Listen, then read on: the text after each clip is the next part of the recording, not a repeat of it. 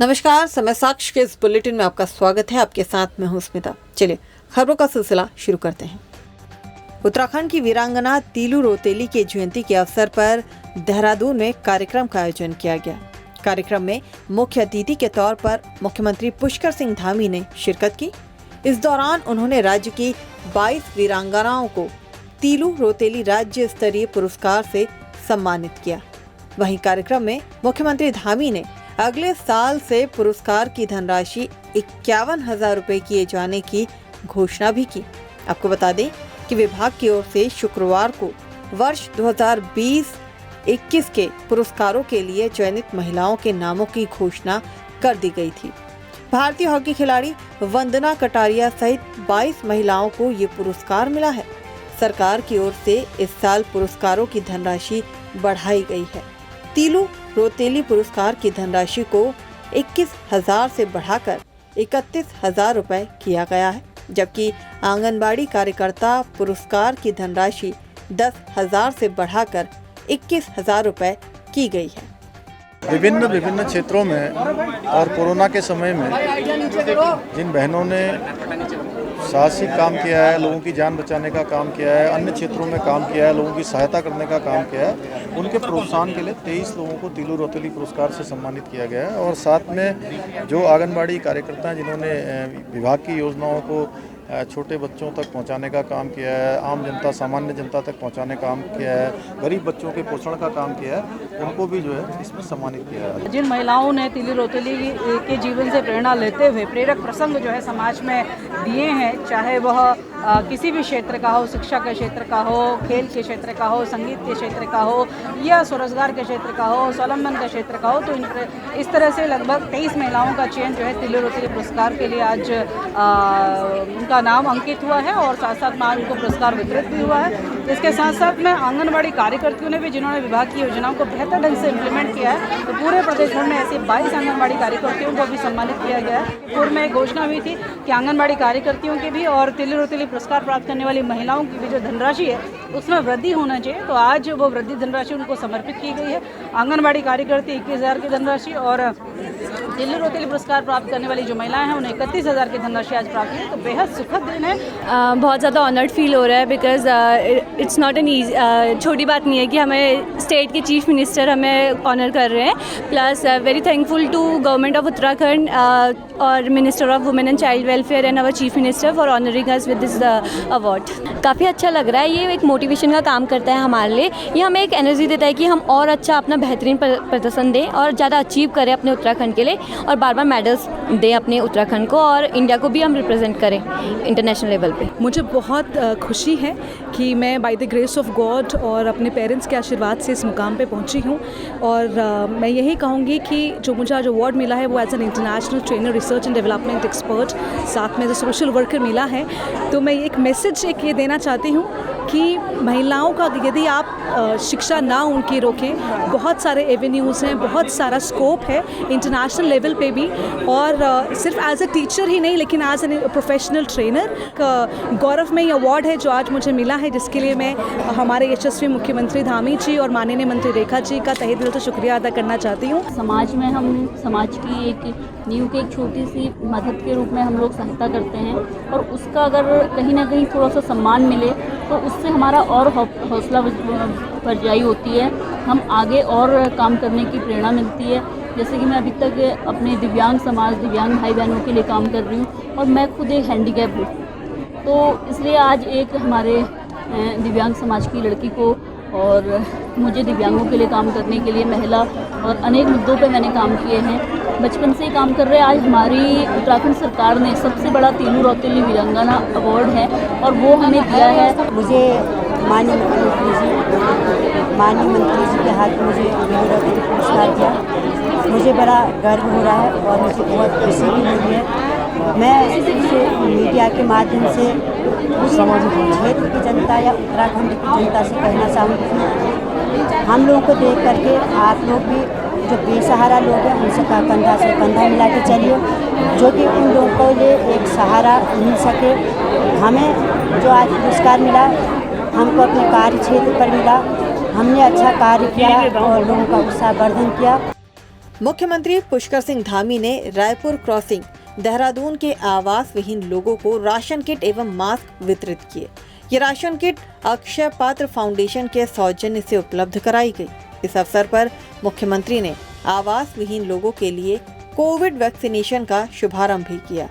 स्वास्थ्य विभाग की टीम द्वारा झुग्गी झोपड़ी एवं मलिन बस्तियों में जाकर कोविड टीकाकरण किया जाएगा। मुख्यमंत्री धामी ने कहा कि आगामी 4 माह में प्रदेश में 100% टीकाकरण किया जाएगा। प्रदेश के दूरस्थ क्षेत्रों तक कोविड टीकाकरण के लिए लगातार कैंप लगाए जा रहे हैं। प्रदेश में टीकाकरण की गति में बहुत तेजी आई है। मलिन बस्तियों एवं झुग्गी झोपड़ियों में रहने वाले सभी लोगों को निर्धारित मानकों के अनुसार टीकाकरण किया जाएगा। मुख्यमंत्री ने कहा कि कोविड की संभावित तीसरी लहर के लिए राज्य सरकार की पूरी तैयारी है। कोविड के दौरान सामाजिक संगठनों, संस्थाओं एवं सामाजिक कार्यकर्ताओं द्वारा भी जन सहयोग के लिए सरकार को अच्छा सहयोग दिया जा रहा है। इस अवसर पर स्वास्थ्य मंत्री डॉक्टर धन सिंह रावत, विधायक खजान दास, उमेश शर्मा काऊ, जिलाधिकारी देहरादून डॉक्टर आर राजेश कुमार उपस्थित थे। लोगों के घरों तक जाएंगे। आज हमने ये यहाँ से प्रारंभ किया है। मलिन बस्तियाँ हैं, झुग्गी झोपड़ियाँ हैं, जो आवास विहीन लोग हैं, उनको सहायता करनी। सर, क्या ये वैक्सीनेशन भी मोबाइल वैन के जरिए वैक्सीनेशन आप लोग? साथ वैक्सीनेशन भी होगा और जो मलिन बस्तियों में, झुग्गी झोपड़ियों में रहने वाले हैं, उनको पूरी तरह से किसी को नहीं छोड़ेंगे। सबको वैक्सीन भी देंगे और उनके साथ जो हमारी जो सहायता है वो भी करेंगे। प्रदेश में चुनाव के लिए अब कुछ ही समय बचा हुआ है और ऐसे में बीजेपी ने चुनाव के लिए अपनी कमर कसनी शुरू कर दी है। टिहरी जनपद के 2 दिवसीय दौरे पर बीजेपी प्रदेश अध्यक्ष मदन कौशिक ने घनसाली में कार्यकर्ता सम्मेलन में शिरकत की। धनौल्टी, चंबा, टिहरी के कार्यकर्ताओं की बैठक लेने के बाद घनसाली विधानसभा में सुबह पडागलुई बूथ पर कार्यकर्ताओं की बैठक ली। उसके बाद घनसाली में कार्यकर्ताओं को संबोधित किया और शाम को देवप्रयाग विधानसभा में कार्यकर्ताओं को संबोधित किया। प्रदेश अध्यक्ष मदन कौशिक ने सरकार द्वारा किए गए तमाम विकास कार्यों को कार्यकर्ताओं के सम्मुख रखकर जन जन तक बीजेपी सरकार की जन योजनाओं को पहुंचाने का आह्वान किया। प्रदेश अध्यक्ष कौशिक ने घनसाली विधायक शक्ति लाल शाह की जमकर तारीफ की और कहा कि पूरे प्रदेश में घनसाली विधायक अपने क्षेत्र के विकास के लिए सबसे अधिक चिंतित रहते हैं। वहीं बीजेपी प्रदेश अध्यक्ष कौशिक ने कहा कि हमारी सरकार ईमानदारी, पारदर्शिता से चल रही है। प्रदेश अध्यक्ष ने कहा कि हमारी सरकार पर अभी एक भी भ्रष्टाचार के आरोप नहीं है। हमारी सरकार 0 टॉलरेंस पर चल रही है। दिसंबर तक का रोड मैप बनाया। उस रोड मैप के आधार पर हम जिला, मंडल, विधानसभा, हमारा शक्ति केंद्र, हमारा बूथ, हमारा पन्ना, हमारे पन्ने के बैठक को लेकर प्रधानमंत्री की जनसभा तक का कार्यक्रम है। उसी परिप्रेक्ष्य में हमारा एक कार्यक्रम है। हमने अभी 254 हमारे मंडल है, 256 मंडलों का, 52 मंडलों का कार्यक्रम पूरा किया है। अब इसके बाद 70 कार्यक्रम शुरू हो गए हैं। ये कार्यक्रम कंटिन्यूएशन में चलेंगे। इस बीच में हमारा बूथ का वेरिफिकेशन और ये सारे काम चलेंगे। यानी चुनाव को लेकर जो हमने रोड मैप तैयार किया था, उस पर भारतीय जनता पार्टी आगे बढ़ रही है। जो मैं उत्साह देख रहा हूँ, 2017 से बड़ी विजय उत्तराखंड राज्य में हमें मिलने जा रही है युवा मुख्यमंत्री के नेतृत्व में। उत्तराखंड में होने वाले आगामी विधानसभा चुनाव के लिए कांग्रेस का चुनावी घोषणा पत्र जनता के लिए और जनता द्वारा होगा। ये जानकारी कांग्रेस प्रदेश उपाध्यक्ष सूर्यकांत धस्माना ने कांग्रेस मुख्यालय में आयोजित पत्रकार वार्ता में दी। उन्होंने बताया कि चुनाव घोषणा पत्र समिति की ओर से विभिन्न जिलों के लिए प्रभारी नियुक्त किए गए हैं। सभी प्रभारी 30 अगस्त तक सभी 13 जिलों और 70 विधानसभा क्षेत्रों में जाएंगे। वहीं पार्टी कार्यकर्ताओं के अलावा समाज के विभिन्न वर्गों से भी संवाद किया जाएगा। उनके विचार आमंत्रित करने के साथ ही उनकी कांग्रेस से अपेक्षाओं को जाना जाएगा। इसके साथ ही राज्य की आवाम की समस्याओं को तमाम जन सरोकार को समाहित कर राज्योन्मुखी घोषणा पत्र तैयार किया जाएगा। 30 अगस्त तक हमारे समिति के तमाम इम्पोर्टेंट लीडर्स राज्य के प्रत्येक जनपद में जाएंगे और जनपदों में जाकर के विधानसभा तक जाकर के अपने पार्टी के नेताओं से तो राय मशवरा करेंगे ही करेंगे, लेकिन समाज के विभिन्न वर्गों से अलग अलग कर्मचारी संगठन, किसानों के संगठन, बेरोजगार नौजवानों के संगठन, महिलाओं के समूह और विभिन्न जो तमाम कास्ट एंड क्लास जो कंपोजिशंस हैं उनसे बातचीत करके उनकी राय, क्या उनकी अपेक्षाएं कांग्रेस से हैं, उनको हम लोग जानेंगे। पूरे प्रदेश के प्रत्येक जनपद में जा करके हम लोग इनवाइट करेंगे।